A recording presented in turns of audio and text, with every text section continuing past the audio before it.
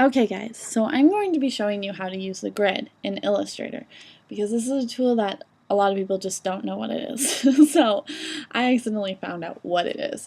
The tool is right here and it's Shift P if you want the shortcut. But if you click on there, and some of you have probably clicked on there by accident, but it brings you this grid that you can't really do anything with, and you're like, you click somewhere else and you're like, oh my gosh, how do I get rid of this? So I'm going to explain how you get rid of it first, for those of you who have not figured that out. If you come over here to your actual grid, right here there's a little X. Just click on that and that hides the grid. Okay. Now I'm going to show you actually how to use the grid, so we're going to bring that up. Now you'll notice here that there's all these different options. There's the bottom, the right, the left. Let's say I want to work on the right. This is asking you what you want to activate.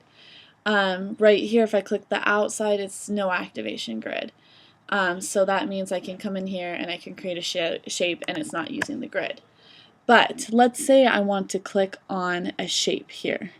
And I mean a side here. Let's say I want to use the right side of the grid. I'm going to be working strictly on this side. And I want to come in here and grab and start drawing a shape.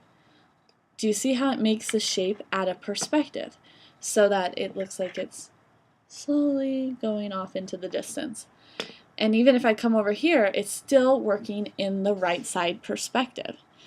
I come down here, you're still working in the right side, but it's working at the different angles. I can even come up here and it's working at the right side, even though you don't see a grid up there. But it's strictly working on the right side, okay? Let's say if I want to do the opposite. I want to go to the left side of the grid. Same thing. Let's change the shape too, so you can see that it's with multiple shapes. Hello! Thank you. So let's go ellipse.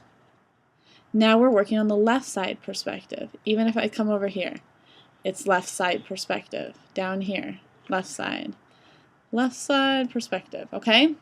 But it's still going off into a distance. So the grid is used essentially to allow you to set up a perspective in there, and it makes it easy for you so you don't have to go in there and slowly adjust it.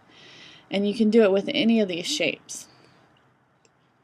There's the bottom, what the bottom does. I like the bottom because a lot of the times I am working to try and get a perspective from the bottom, and it's the hardest perspective to try and create.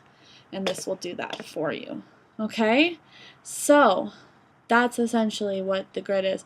The nice thing is too, if you click back on the grid tool, is you can adjust your grid too. You can bring it up.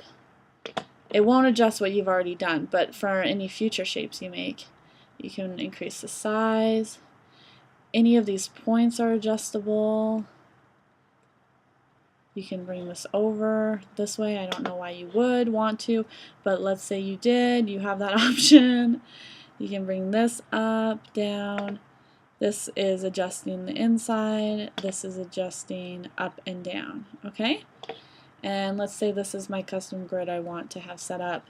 I want to come in here and I want to draw a star. I'm working from the bottom. I have to make sure I'm working from the top. And well, bam.